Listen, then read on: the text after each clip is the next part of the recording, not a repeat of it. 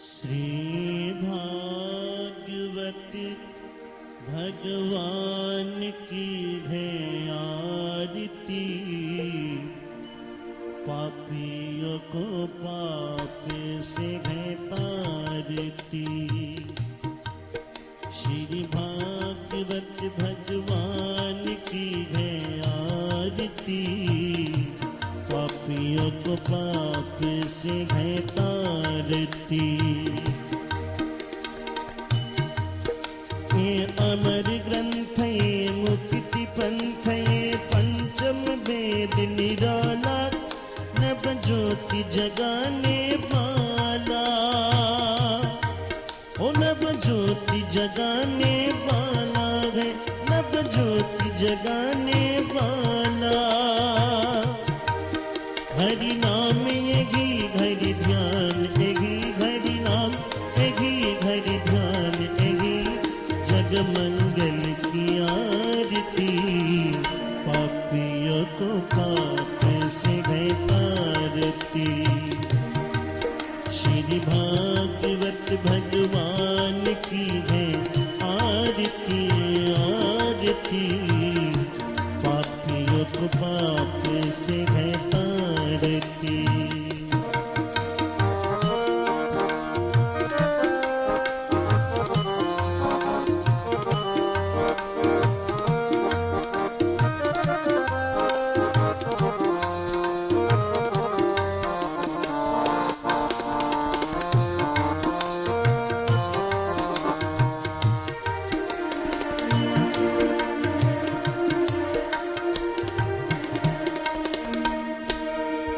शांति गीत पावन पुनीत, पापों को मिटाने वाला, हरि दरस कराने वाला।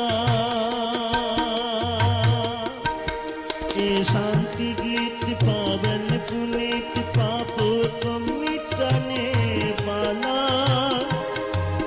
हरि दरस कराने वाला, प्रभु दरस कराने वाला है। ये सुख करनी ये दुख हरनी, सुख करनी ये दुख हरनी। मधुसूदन की आरती, पापियों को पाप से है तारती। श्री भागवत भगवान की है आरती आरती, पापियों को पाप से है तारती।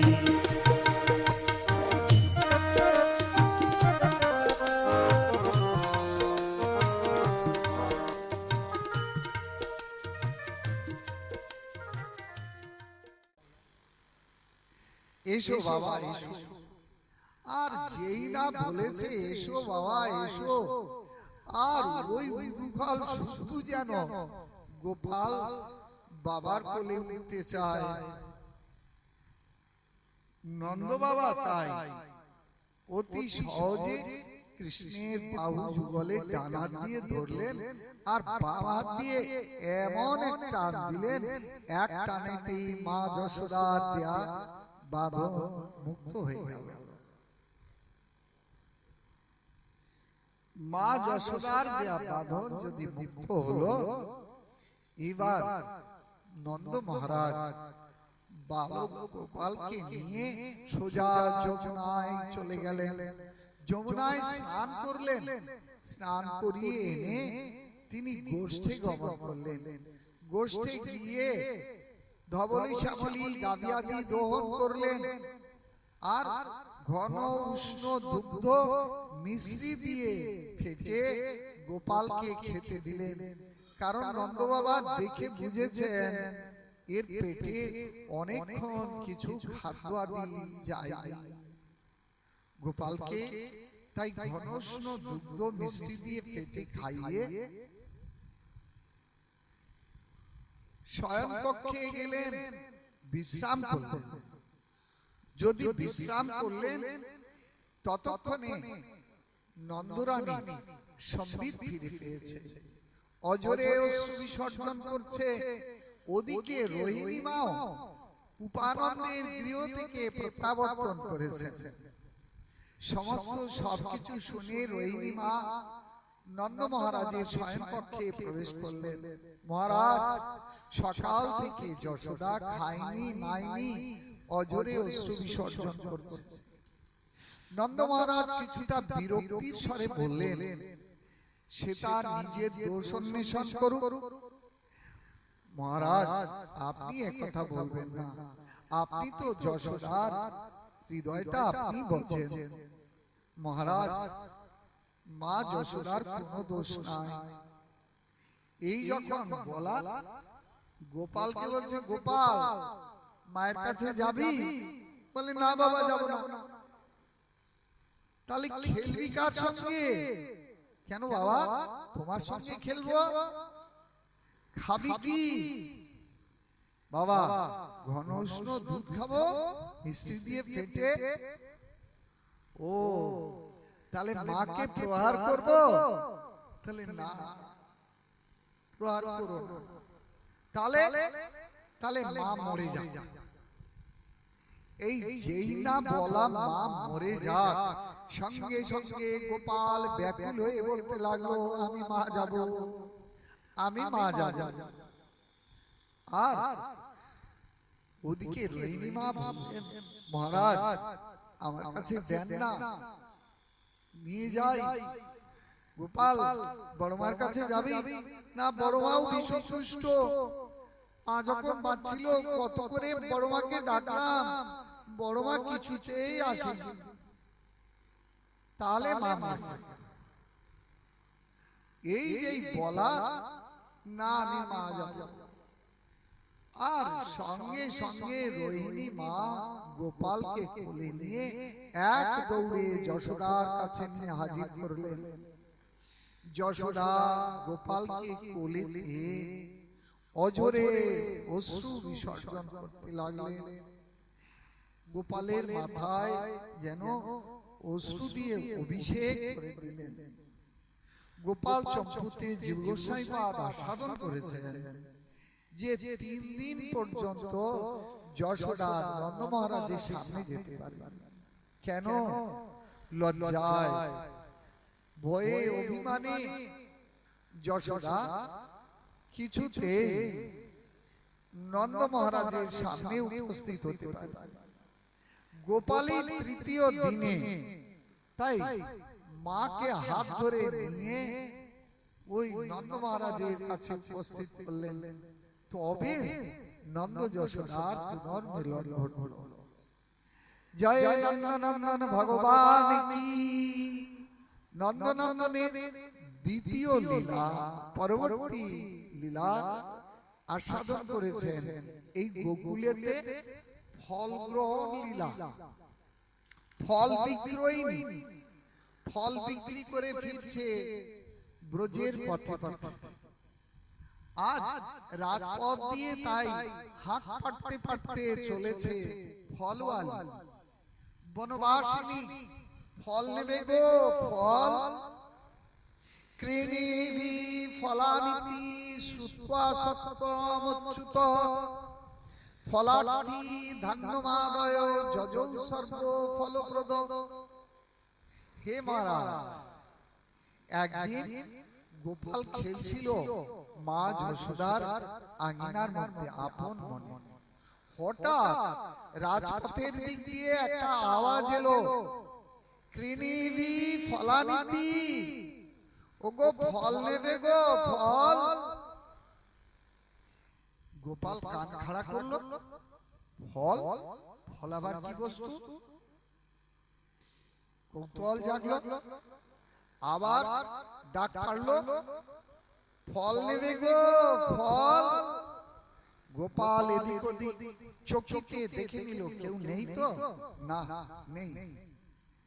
পেছনে দরজা দিয়ে প্রাচীরের বাইরে রাজপথে গিয়ে দাঁড়ালো। ওই ডাক আবার শুনলো, কৃণীভি ফলানিতি। গোপাল তখন হাত তুলেছে, তার মানে ফল নেবে ফল। গোপাল হাত তুলে সম্মতি জানালো, নেব। আর ফলওয়ালি বনবাসী দেখেই তো বুঝতে পারলো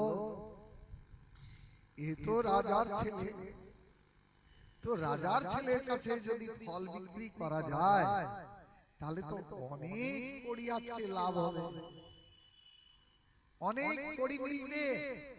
তাই ফলওয়ালি দ্রুত এসে রাজার ছেলের কাছে ফলের ঝুড়িটা নামালো। আর ফলের ঝুড়িটা যদি নামালো, গোপালকে বললো ফল নেবে তো? হ্যাঁ। তো কড়ি এনেছো? কড়ি যেই বলেছে কড়ি এনেছো, গোপাল বলছে দেখছো তো আমি ল্যাংটা, পকেট থাকলে তো কড়ি থাকবে, কিন্তু কড়ি যদি না নাও তা ফল নেবে কি করে? কেন কেন? তাহলে কিছু নিলে তো কিছু বিনিময়ে দিতে হয়। আর যেই না এই বলা, এই তখন গোপাল বলছে ধান নেবে? ধান? ফলওয়ালি চিন্তা করলো রাজার ছেলে ধান দিতে চাইছে, তা যদি ধান দেয় তো ক্ষতি কি? এমন ধান যদি পাওয়া যায় 1 সপ্তাহ 15 দিন 1 মাসের খাবারের জোগাড় হয়ে যায়, কেন নেব না ধান? ফলওয়ালি বললো হ্যাঁ নিশ্চয়ই ধান নেব। যেই বলেছে ধান নেব, গোপাল যে রাস্তা দিয়ে এসেছিল ওই রাস্তা দিয়ে আবার প্রাচীরের মধ্যে প্রবেশ করলো। কেন? ওর মনে মনে ভাবনা, মায়ের উঠানে তো হৈমন্তী ধানের রাশি স্তূপীকৃত, রাশি রাশি ধান। গোপাল তাড়াতাড়ি তাই ওই ধানের থেকে 1 আঁচলা ধান নিয়ে নিল। 1 আঁচলা ধান যদি নিয়ে নিল, গোপাল ধান নিয়ে দৌড়তে লাগলো। রসিকাচার্য বর্ণনা দিচ্ছেন, ভগবানের পদ্মহস্ত তো আঙ্গুলের ফাঁকা দিয়ে এ ধানগুলো পড়তে পড়তে আসছে।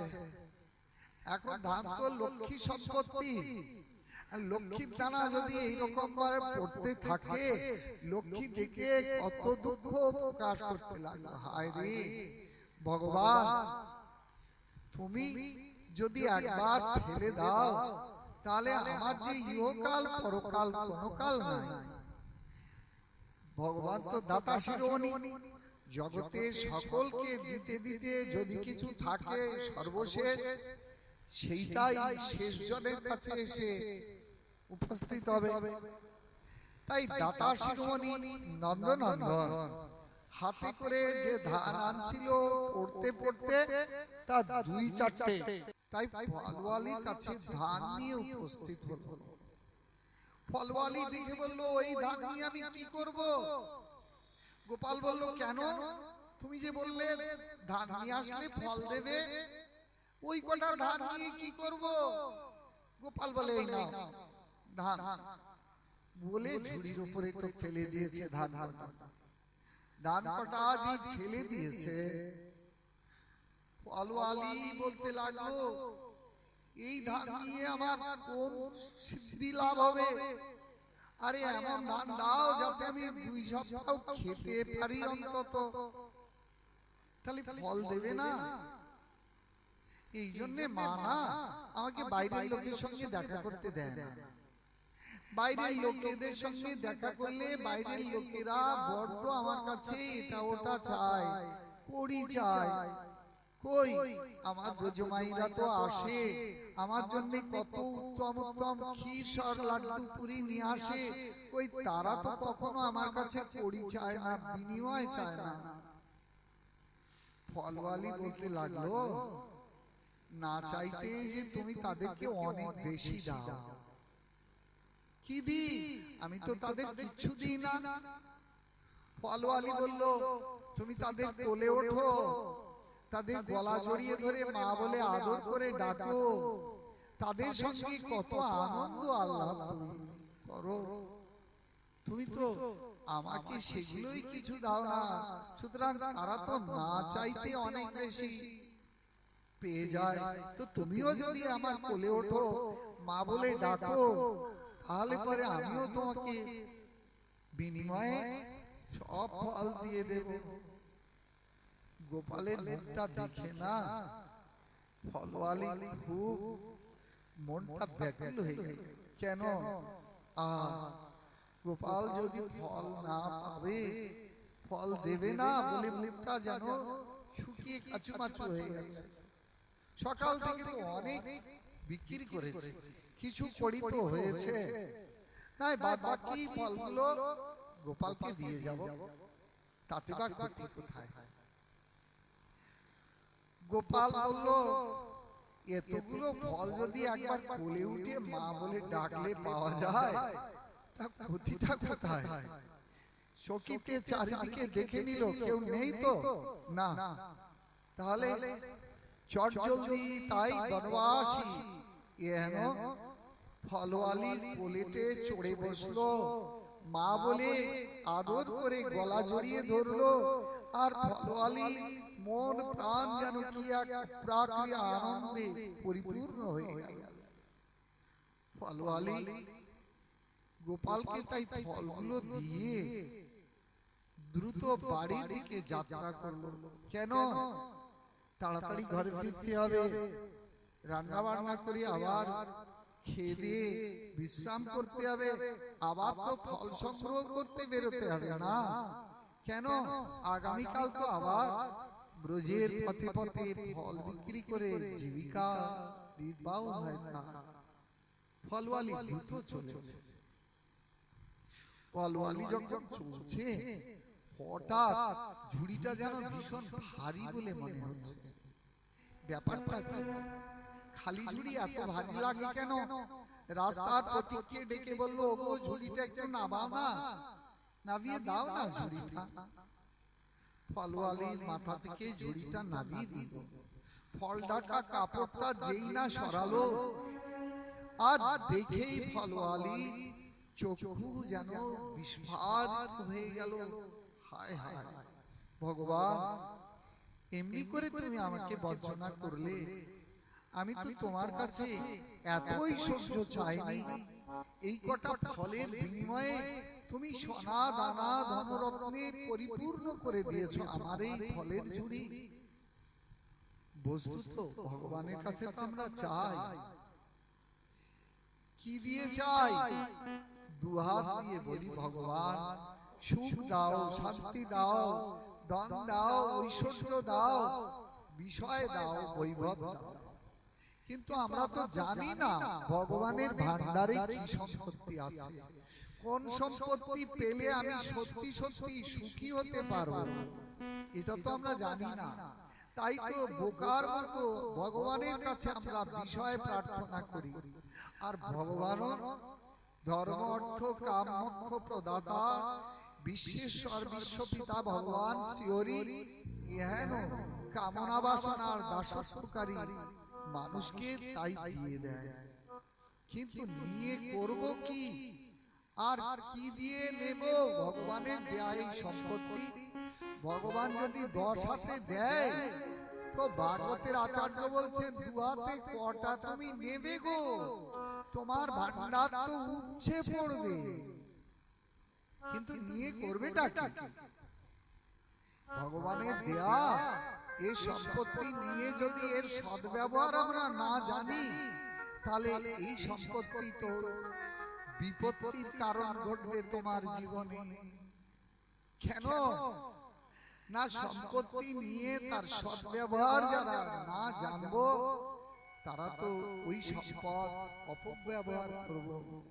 ভগবান দিলেন, দিয়ে ধন বুঝে মন ভরে নিতে কতক্ষণ? এজন্য ভগবানের সম্পত্তি লক্ষ্মীর ভান্ডার তুমি পেলে, কিন্তু লক্ষ্মীপতির সেবা যদি তুমি না করো, তাহলে ধন আর তোমার কাছে কস্মিন কালেও যাবে না। কেন? এই জগতে হতদরিদ্র হয় কারা? চরম অভাবী ভিখিরি হয় কারা? যারা জন্মান্তরে বিশাল ধনভাণ্ডারের মালিক ছিল তারা। কেন না? লক্ষ্মীর সম্পত্তি, লক্ষ্মীর ভান্ডার তাদের কাছে দিয়েছিল, কিন্তু সেই লক্ষ্মীর সম্পত্তি লক্ষ্মীপতির সেবায় এরা লাগায়, পরন্তু এর অপব্যবহার করেছে কোথায় নিয়ে?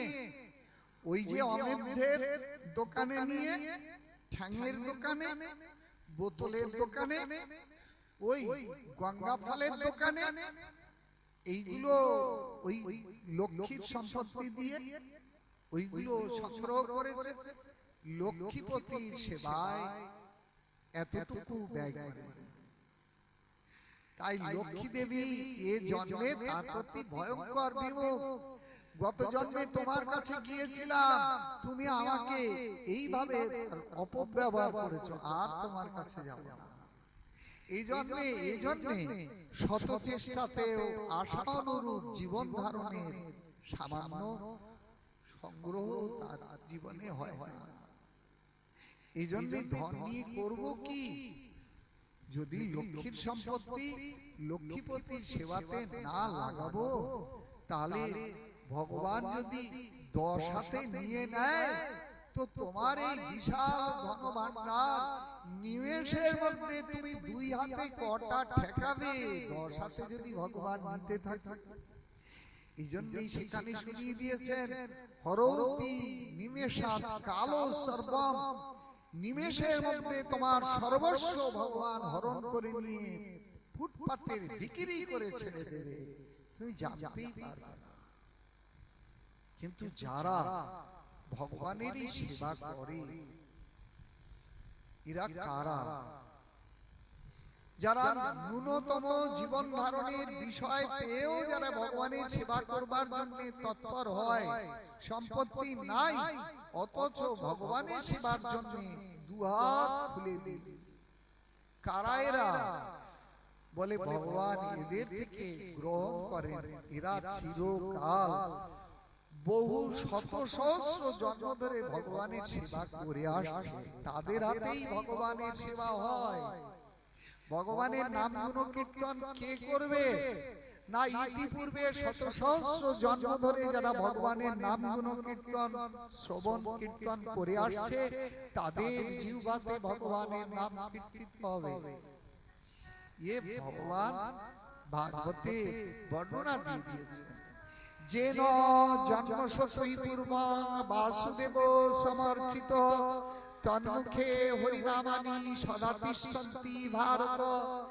হে মহারাজ, ইতিপূর্বে শত সহস্র জন্ম ধরে যারা ভগবানের সেবা করে আসছে, ভগবানের নাম গুণ কীর্তন করে আসছে, তাদের হাতেই ভগবান সেবিত হবে, তাদের অর্থেই ভগবানের সেবা হবে, তাদের জিহ্বাতে ভগবানের নাম কীর্তন হবে। আপনি আমি কোটিপতি হতে পারি, জন্মান্তরীর কোন স্বীকৃতি বলে কোটি কোটি ব্যাংক ব্যালেন্সের মালিক হতে পারি, কিন্তু ভগবান যদি ওর একটা নয়া পয়সা না গ্রহণ করেন, আপনি শত চেষ্টাতেও ভগবানের সেবা করতে পারবেন না। বলো রাধে রাধে। এই ফলওয়ালি বনবাসী কি? এ তো জন্মান্তরে ত্রেতা যুগে সেই রামচন্দ্রের নিত্য পার্ষদ ভক্ত।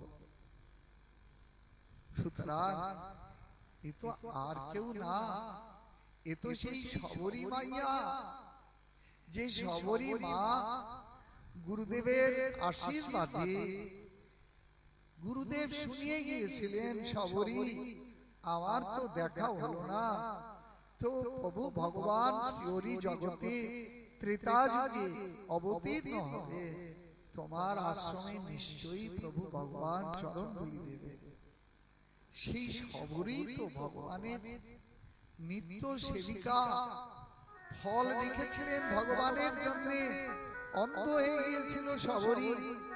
আর সেই সময়ে প্রভু রামচন্দ্র তার প্রেয়সী সীতা দেবীকে ভাই লক্ষণকে নিয়ে শবরীর আশ্রমে এসেছিলেন।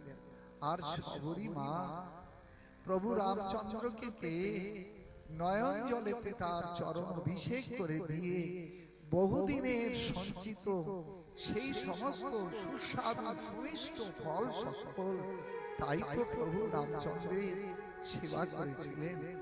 আজকে এই দাপর লীলায় সেই সবরই কিন্তু ফল দেওয়ার জন্য আজ নন্দনন্দনের কাছে এই ফল গ্রহণ লীলার মধ্যে দিয়ে তার সুখ বিধান করে গেলেন। জয় নন্দনন্দন ভগবান কি।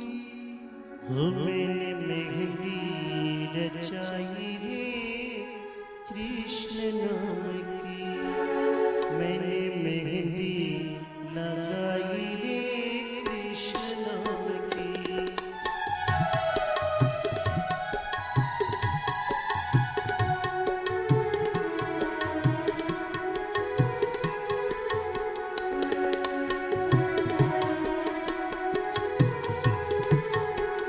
वो मैंने बिंदिया सजाई रे कृष्ण नाम की, मैंने बिंदिया सजाई रे कृष्ण नाम की। बोलो कृष्ण कृष्ण कृष्ण कृष्ण कृष्ण हरे कृष्ण। মায়েরা যারা নাচ গান করতে ভালোবাসেন তারা একটু কমর ছাড়িয়ে নিতে পারেন নিয়েছে।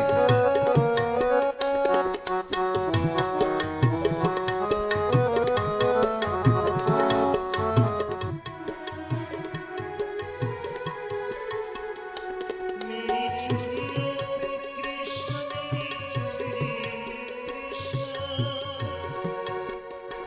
मेरी चूड़ियों पे कृष्ण, मेरी चूड़ी में कृष्ण। वो मेरी चूड़ियों पे कृष्ण, मेरी चूड़ी में कृष्ण, मेरी चूड़ियों पे कृष्ण, मेरी चूड़ी में कृष्ण।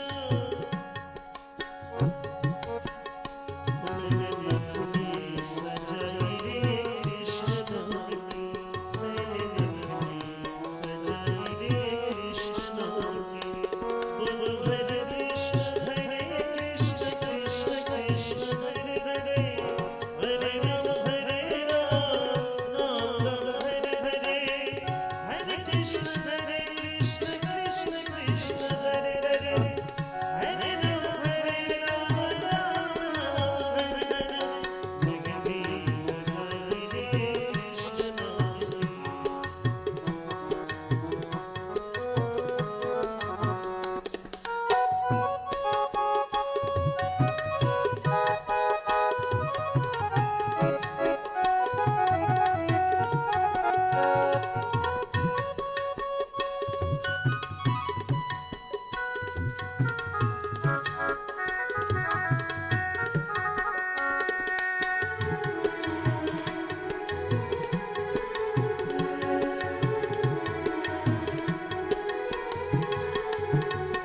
मेरे नैनों में गोकुल वृंदावन,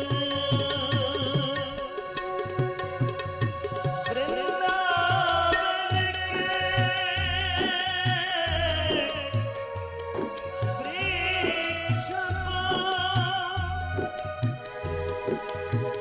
नरमना जाने कौन, डार डार और पात पात पे श्री राधे राधे हो, श्री राधे राधे हो। मेरे नैनों में, ओ मेरे नैनों में गोकुल वृंदावन, मेरे प्राणों में मोहन मन भावन, मेरे प्राणों में मोहन मन भावन। मेरे होठों पे, ओ मेरे होठों पे कृष्ण, मेरे हृदय में कृष्ण, ओ मेरे होठों पे कृष्ण, मेरे हृदय में कृष्ण। ओ मैंने ज्योति जलाई रे कृष्ण नाम की, मैंने मेहंदी लगाई रे कृष्ण नाम की। রাধে।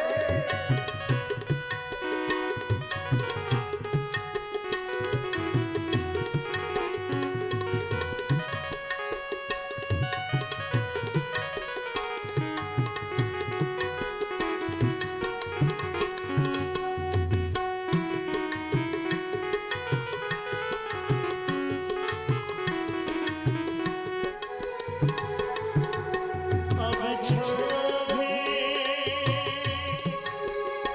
अब छाए कृष्ण मेरे अंग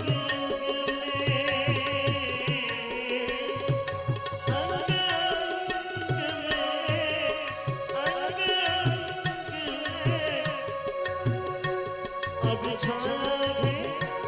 अब छाए कृष्ण मेरे अंग में मेरा तन मन रंगा है उसके रंग में मेरा तन मन रंगा है उसके रंग में तन मन रंगा है उसके रंग में मेरा प्रीतम है कृष्ण मेरा जीवन है कृष्ण मेरा प्रीतम है कृष्ण मेरा जीवन है कृष्ण मैंने नथनी सजाई रे कृष्ण नाम की मैंने बिंदिया सजाई रे कृष्ण नाम की मैंने मेहंदी लगाई रे कृष्ण नाम की मैंने मेहंदी लगाई रे कृष्ण नाम की मैंने मेहंदी लगाई रे कृष्ण नाम की मैंने मेहंदी लगाई रे कृष्ण नाम की मैंने बिंदिया सजाई रे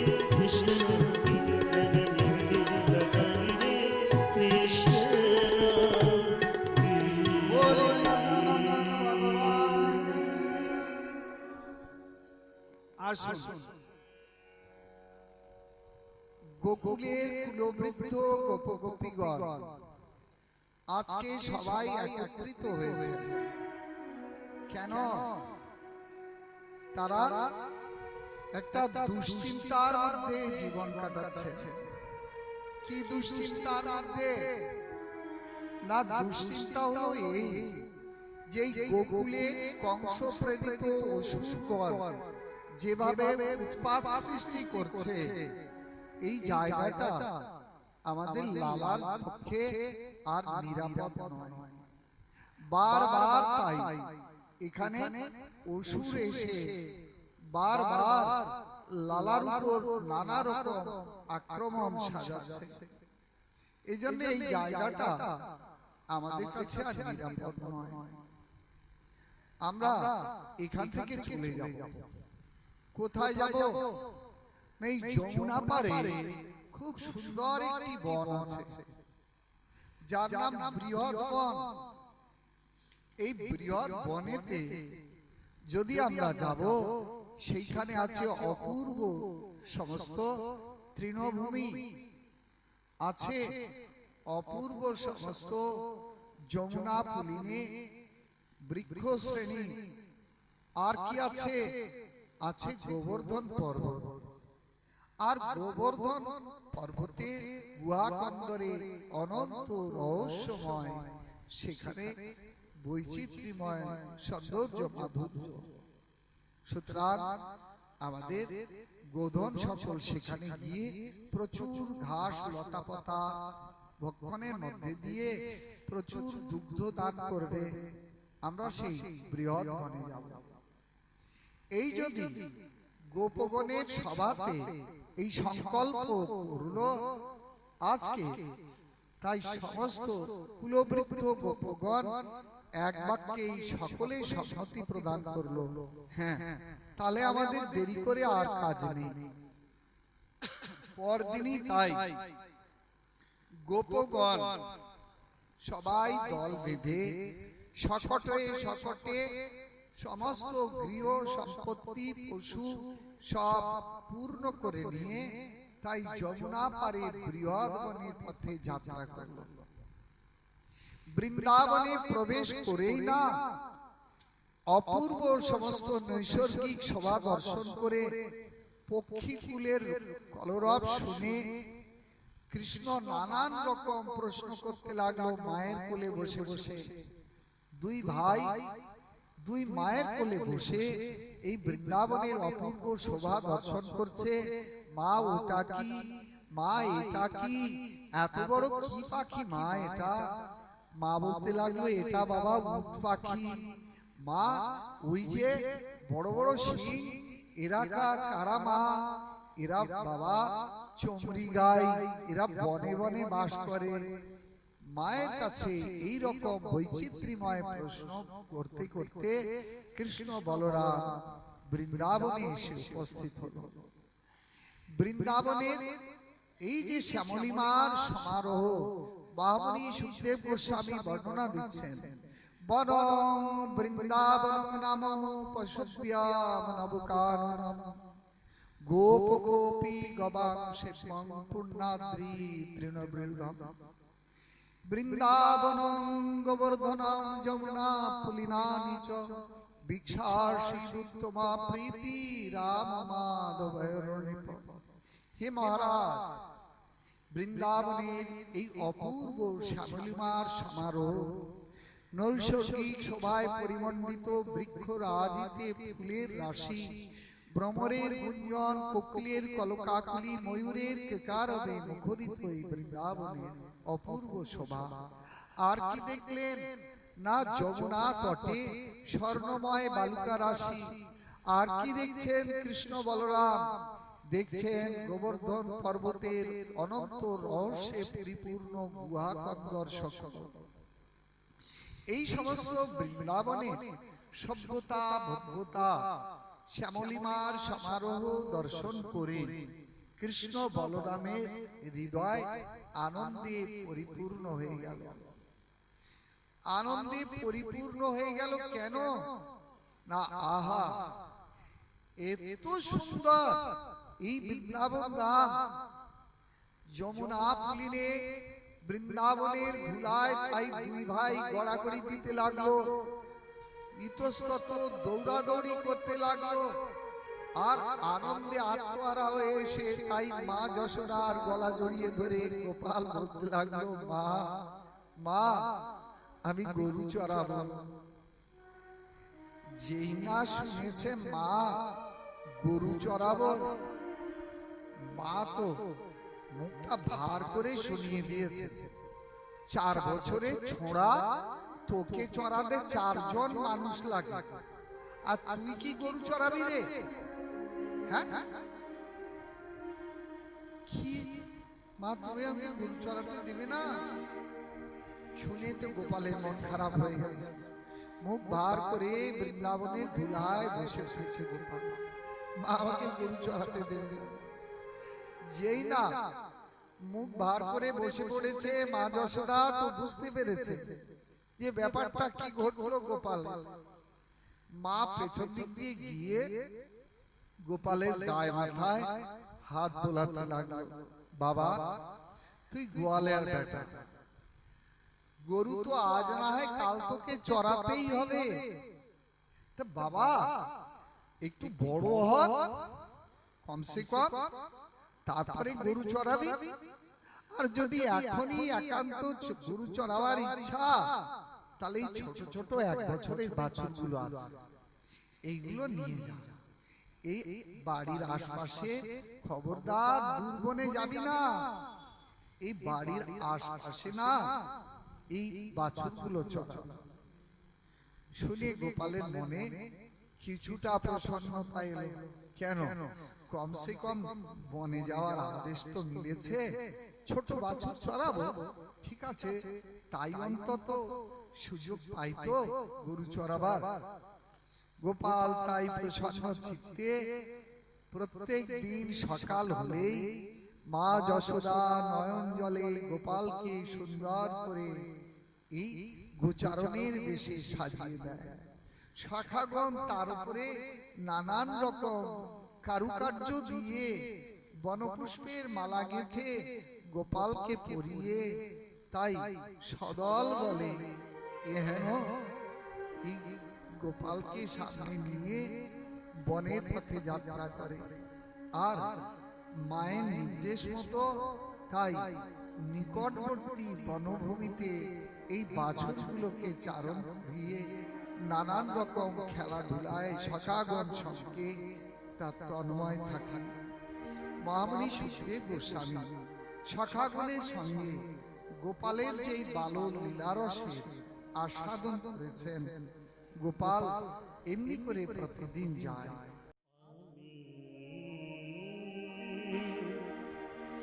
বৃন্দাবনের পথে গাইব না ধানা। ও আমার ঘুচে যাবে ওই মনের কালি,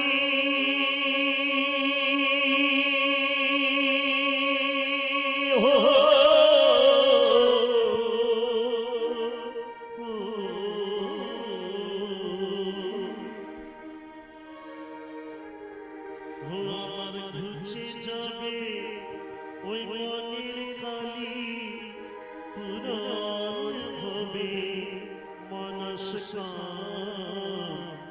বৃন্দাবনের পথে পথে গাইব না ধানা। আমি বৃন্দাবনের পথে পথে গাইব না ধানা। বল রাধে শ্রী রাধে, বল রাধে শ্রী রাধে।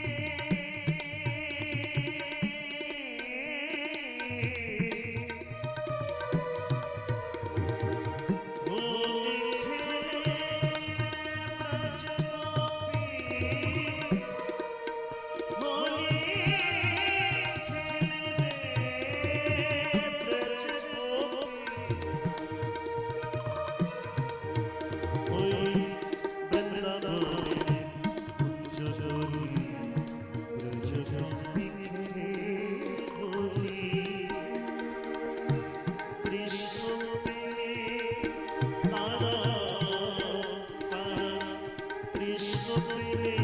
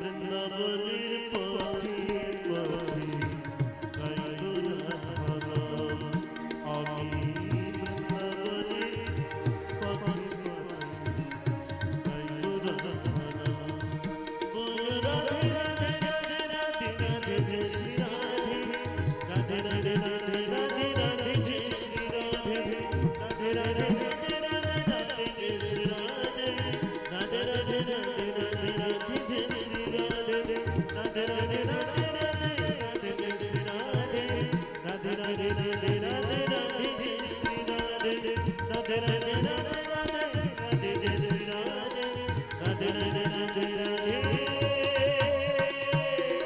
राधे जय श्री राधे बोल राम यारी राम